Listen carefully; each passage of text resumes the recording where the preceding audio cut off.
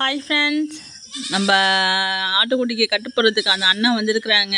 நம்ம ஆட்டுக்குட்டியை தூக்கிட்டு போயிட்டு கட்டு போடலாம். எப்படி கட்டு போடுறாங்க, என்னென்ன மிக்ஸ் பண்ணுறாங்கன்ட்டு போக நம்ம வீடியோவில் பார்க்கலாம் வாங்க. ஆட்டுக்குட்டியை தூக்கிட்டு வாய் அப்படின்னாங்க. ஏன்னா அந்த குட்டியை பார்த்தா தான் என்னென்ன மருந்து எவ்வளோ மிக்ஸ் பண்ணணும் என்ன ஏதுன்ட்டு தெரியும். அதனால் ஃபஸ்ட்டு தூக்கிட்டு வர சொன்னாங்க. நம்ம ஆட்டுக்குட்டியை தூக்கிட்டு போகலாம். காலை பாருங்களேன், அப்படியே திருவிக்கிச்சிங்க, கண்ணாப்படம் ஆகி போச்சு. நம்ம குட்டியை தூக்கிட்டு வந்து விட்டாச்சு. அந்த குட்டி காலுக்கு தகுந்த மாதிரி தான் இந்த பட்டை சீவுறாங்க இல்லையா, அந்த பட்டையை சீவாங்க. ஆட்டோட கால் சைஸுக்கு ஏற்ற மாதிரி தான் அதை சீவாங்க. அதனால தான் அதை தூக்கிட்டு வர சொன்னாங்க. இப்போ அவங்க சீவிட்டு இருக்கிறது பார்த்திங்கன்னா பனைமட்டை. அதுதான் சீவிட்டு நல்லா அந்த மேலே அந்த பச்சை கலர் இருக்கிற பட்டையை மட்டும்தான் வச்சுக்கிறாங்க. உள்ளார உள்ளது அந்த வெள்ளை கலரெல்லாம் சீவிட்டாங்க. அந்த தோல் மட்டும்தான் சும்மா லைட்டாக அது மட்டும்தான் சீவி எடுத்துக்கிறாங்க. ஒரு 4 பட்டை 4 இது சீவி 4ம் கரெக்டான அளவில் வச்சுப்பாங்க. சில பேர் பார்த்திங்கன்னா மூங்கி குச்சி இருக்கு இல்லையா, மூங்கி பிளாச்சி, அதை செய்வாங்க. அது குத்திடுமா, அதனால் அது வைக்கக்கூடாதுப்பா, இதுதான் வைக்கணும். இதுதான் கொஞ்சம் வளைஞ்சி கொடுக்கும். அது காலில் குத்தி குத்தி காயமாக்கிடும். அதனால தான் பனைமட்டை வைக்கிறது அப்படின்னாங்க. அப்புறம் பார்த்திங்கன்னா பனைமட்டையில் மருத்துவ குணம் இருக்குது. சீக்கிரம் எந்த காயமாக இருந்தாலும் ஆற்றிடும் அப்படின்னு சொன்னாங்க. நம்ம அவங்கள ஒன்று ஒன்றா கேட்டு தான் அவங்க சொன்னதை நம்ம சொல்லிகிட்ருக்கோம். ஏன்னா அந்த அண்ணன் பொறுமையாக பேசுவாங்க, அது புரியாது உங்களுக்கு. அதனால தான் நம்ம சொல்லிக்கிட்டு இருக்கோம். அவனை பாருங்கள், என்னடா பண்ண போகிறீங்க என்ன அப்படின்னு அவங்களே பார்த்துட்ருக்க அந்த ஆட்டுக்குட்டி. ஏற்கனவே நம்ம பண்ணையில் 2 ஆட்டுக்கு கால் உடஞ்சிருக்கு. ஒன்றுக்கு வெட்டிடுச்சு, வாங்கு வெட்டிடுச்சு.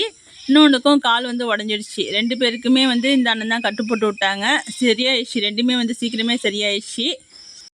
அப்புறம் பார்த்திங்கன்னா ஒரு காட்டன் துணியாக கேட்பாங்க. அது கட்டு போடுறதுக்காக நீட்டு வாட்டத்தில் தான் கீசி எடுத்துப்பாங்க. ஒரு ஆட்டுக்குட்டிக்கு காலுக்கு தகுந்த மாதிரி அந்த அகலத்தை வச்சுக்கிட்டு நீட்டாக கீசி எடுத்துப்பாங்க. ஒரே நீட்டாக விட்டு இருந்துச்சுன்னா கட்டு போடுறதுக்கு சரி வராதாயி அப்படி சொல்லிட்டு அது ஒரு சமமான நிலையில் கீசி எடுத்துக்கிறாங்க.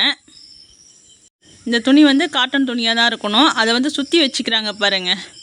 எதுக்காக சுற்றி வச்சுக்கிறாங்க அப்படின்னு பார்த்திங்கன்னா, கட்டு போடுறப்ப நமக்கு சிக்காமல் ஈஸியாக சுருக்கம் இல்லாமல் வரும். அதுக்காக தான் சுருட்டி வச்சுக்கிறாங்க. இதை நம்ம கட்டு முத நாளே போடுறதா இருந்துச்சு. அந்த அண்ணனால் வர முடியல. ஏன்னா அவங்களும் நிறையா ஆடு மாடெல்லாம் வச்சுருக்காங்க. வச்சுட்டு வரதுக்கு ரொம்ப லேட் ஆகிடுச்சு. அப்புறம் பால் கறந்து ஊற்றுறதுக்கு மணி ஆகிடுச்சு. இருட்டில் எனக்கு ஒன்றும் புரிய மாட்டேங்குது அப்படின்னாங்க. சரி காலையில் போட்டு விடுங்கன்னு சொன்னோம். அதான் காலையிலேயே வந்துட்டாங்க. துணியை இப்படி தான் சுற்றி வச்சுக்கிறாங்க. இது மாதிரி சுற்றி வச்சுக்கும் போது தான் கட்டு போடுறதுக்கு சுருக்கம் இல்லாமல் நமக்கு வாட்டமாக இருக்கும் அப்படின்னு சொன்னாங்க. இதோ வச்சுருக்காங்க பாருங்கள், 4 பட்டையாக சீவி நல்ல மெலிசாக சீவி வச்சுருக்காங்க. அந்த பட்டையை நான் உங்களுக்கு கையில் எடுத்து காமிக்கிறத துணியும் சுற்றி ரோல் பண்ணி வச்சுருக்காங்க. இது பார்த்திங்கன்னா முட்டை, நாட்டு முட்டை இருந்தால் நல்லது அப்படின்னு சொன்னாங்க. நான் நாட்டு முட்டையில் தான் போன இடம்லாம் கட்டு போட்டாங்க. இப்போ நாட்டு முட்டை கிடைக்கல. அதனால் இது வேறு முட்டை தான். இந்த முட்டையில் வெள்ளைக்கரு மட்டும்தான் சேர்த்துப்பாங்க. 2 முட்டை எடுத்துகிட்டு வர சொன்னாங்க. 2 முட்டை எடுத்துகிட்டு வந்திருக்கோம். இன்னொரு பையில் இருக்குது பார்த்திங்கன்னா மைதா மாவு இல்லைன்னா உளுத்த மாவு, 2 மாவும் தான் கட்டு போடுறதுக்கு கேட்பாங்க. நம்ம மைதா மாவு தான் எடுத்துகிட்டு வந்திருக்கிறோம். இதில் வெள்ளைக்கரு மட்டும்தான் சேர்த்துப்பாங்க. மஞ்சள் கரு சேர்த்தாக்கா அந்த கட்டு டைட் ஆகாது அப்படின்னு வெள்ளைக்கரு மட்டும்தான் சேர்க்க சொல்லியிருக்காங்க. 2 முட்டை வெள்ளைக்கரு மட்டும் எடுத்துக்கிட்டாங்க. அதில் பார்த்திங்கன்னா மைதா மாவு போடுறாங்க.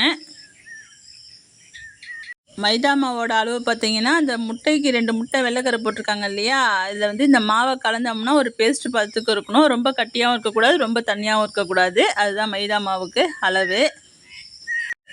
2த்தையும் போட்டு நல்லா மிக்ஸ் பண்ணி கட்டி இல்லாமல் நல்லா குழச்சி வச்சுக்கிட்டாங்க. கொஞ்சம் கூட கட்டி இருக்கக்கூடாது ஐயா அப்படின்னு சொல்லியிருந்தாங்க. இந்த பனைமட்டையை இந்த அளவு மெலிசாக சீவி வச்சுருக்காங்க. 4த்தையும் ஒரே அளவில், ஏன்னா 4 பக்கமும் வைப்பாங்க. அதனால் 4 இது சீவி வச்சுருக்காங்க. மாவை மிக்ஸ் பண்ணியாச்சு. இப்போ நம்ம கட்டு போடுறத பார்க்கலாம். நம்ம எல்லாத்தையும் எடுத்துகிட்டு இந்த உட்கார இடத்துக்கு வந்தாச்சு. இங்கே தான் போன குட்டிக்கு 2 குட்டிக்குமே கட்டு போட்டாங்க. ஏன்னா இந்த இடம் தான் உட்காந்து போடுறதுக்கு வாட்டமாக இருக்கும் அப்படின்ட்டு. இப்போ பார்த்திங்கன்னா எலும்பு கண்ணாமண்ணான்னு திருவிட்டுருக்கோம் இல்லையா, அதெல்லாம் இருக்கிற வாட்டத்துக்கே அப்படியே நீவி விட்டு அதை சைஸ் பண்ணிக்கிறாங்க. அப்போல்லாம் குட்டி பார்த்திங்கன்னா ரொம்ப கத்துச்சுப்பா, ரொம்ப கத்திகிட்டே கிடந்துச்சு. அந்த அண்ணன் கொஞ்சம் பொறுத்துக்கோ, அப்புறம் உனக்கு சரியாகணும்ல, கொஞ்சம் பொறுத்துக்கோ அப்படின்னாங்க. அந்த கால் எந்த வாட்டத்தில் இருக்குதுன்னு பார்த்து அதே மாதிரியே செய்கிறாங்க. இதையும் அந்த எலும்பெல்லாம் ஒரு பக்கமாக திருப்பிட்டு வராங்க. அப்படியே வச்சு கட்டு போட்டாச்சுன்னா அப்புறம் அப்படியே கோணிக்கிட்டு நடக்குமா. அதனால தான் அந்த கால் எந்த வாட்டத்துக்கு இருக்கோ அதே மாதிரியே நம்ம அட்ஜஸ்ட் பண்ணிக்கிட்டு அதுக்கப்புறம் தான் கட்டு போடணும் அப்படின்னாங்க. இப்போ ஃபஸ்ட்டு வந்து அதோட காலில் வந்து அந்த மிக்ஸ் பண்ணி வச்சுருக்காங்க இல்லையா, முட்டையும் மைதா மாவும், அதை வந்து பேஸ்ட் எடுத்து எல்லா பக்கமும் தடவி விட்டுக்கிறாங்க நல்லா தாராளமாக. எல்லா பக்கமும் அந்த மாவை மிக்ஸ் பண்ணிவிட்டு அதுக்கப்புறம் தான் வந்து நம்ம துணி இருந்துச்சு இல்லையா, அந்த துணியை வந்து சுற்றுறாங்க. இப்போ எல்லா பக்கமும் அந்த மாவை தடவி விட்டுட்டாங்க. அதுக்கப்புறம் தான் துணி சுற்றுறாங்க. நம்ம கால் ஃபுல்லாக அதை தடவி விட்டுட்டு துணி சுற்றும் போது தான் வந்து துணி வந்து நல்லா டைட்டாக பிடிக்கும், இல்லைன்னா பிடிக்காதாயி அப்படின்னாங்க. இப்போ வந்து அதை வந்து சுற்றுறாங்க பாருங்கள்.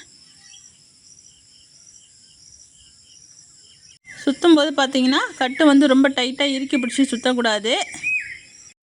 நார்மலான ஒரு டைட்டில் தான் இருக்கணும். ரொம்ப இறுக்கமாக கட்டிக்கிட்டோம்னா நம்ம இருக்க கட்டு வந்து இறுவி போய் கால் ரொம்ப வீங்கி போயிடும். அதனால் கொஞ்சம் நார்மலான டைட்டில் கட்டுங்க. இப்போ அந்த பனை மட்டையெல்லாம் எப்படி வைக்கிறாங்கன்ட்டு பார்க்கலாம். இப்போ ஒரு சுற்று தான் சுற்றுனாங்க. அந்த துணி மேலேயும் மாவை நல்லா எல்லாத்தையும் தடவி விட்டுட்டாங்க அந்த துணியிலையும். இப்போ தான் அந்த பனை மட்டை வைக்கிறாங்க. ஒரு இது மட்டும்தான் வைக்கிறாங்க பாருங்கள்.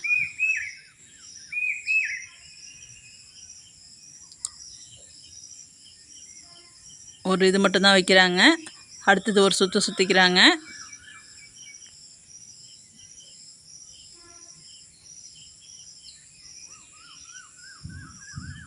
அந்த இடம்தான் கால் வந்து 2-3 உடஞ்சிச்சு.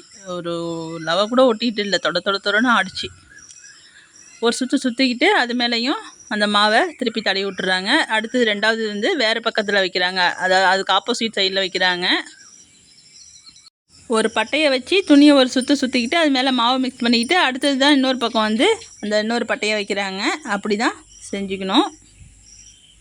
அப்போ தான் வந்து கட்டு உருவாமல் இருக்கும், அதுவும் வந்து நிற்கும் ஸ்ட்ராங்காக. இப்போ 4 பக்கமும் அந்த 4 பட்டையை வச்சு சுற்றிட்டாங்க.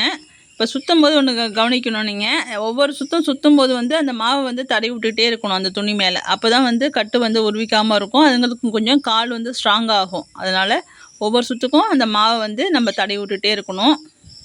இப்போ சுற்றி முடிச்சுட்டு மீதி இருந்த மாவெல்லாம் எல்லாத்தையுமே மேலே தடவி விட்டுறாங்க.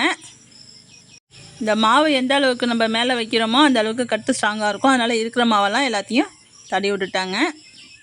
அடுத்தது பார்த்திங்கன்னா மெலிசான ஒரு கயிறு துணியால் தான் கிழிச்சு வச்சுருக்காங்க. இதை வந்து மேலே சுற்றி ஒரு முடிச்சு போட்டு விடுறதுக்காக அதுதான் இப்போ சுற்றிக்கிட்டு இருக்காங்க. இந்த கயிறுமே பார்த்திங்கன்னா ரொம்ப டைட்டாக பிடிச்சி சுற்றிடாதீங்க, நார்மலான அளவில் கட்டுங்க. கட்டிட்டு இது மேலேயே அந்த மாவை வந்து தடவி விட்டுடணும். அதுக்கப்புறம் தான் கட்டு உருவாமல் இருக்கும். இப்போ எல்லாத்தையும் போட்டு முடிச்சாச்சு. புள்ள ரொம்ப டயர்டாகிட்டான், நம்ம கொண்டுக்குள்ளே கொண்டு போட்டுடலாம்.